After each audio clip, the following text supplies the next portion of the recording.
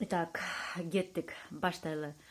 Я зачитаю новый йоу на ветке шикарнейший рэпак. Итак, я себя всегда вот так, как всегда, хвалю и хвалю. Ведь сама себя не похвалишь, никто не похвалит. Ведь я всего лишь жепченекой ошто төрөлгөн кызмын. Ошто 15 жашка чейин өскөн кызмын. Ошума келдим, ошумду унуттум. Жок, кандайча унутпадым. Жөн эле ошумду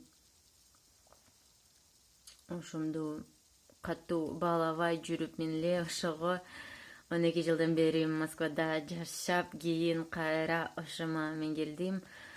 Азыр болсо мен мында отурам Бишкекте.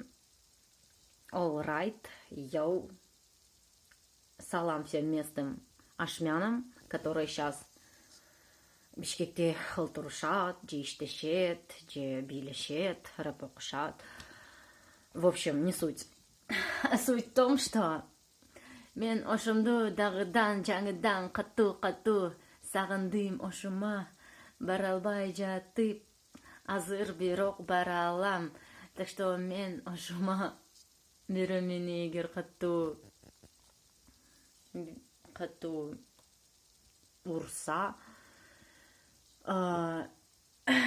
мен аны бир катуу тебем. Ошондо ал болсо ошома чейин учуп кетет менен кошо.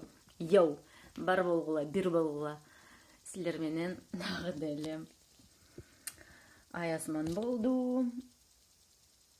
Себеби эмнеге дегенде, ведь ош горячая точка. Йоу, бир болгула.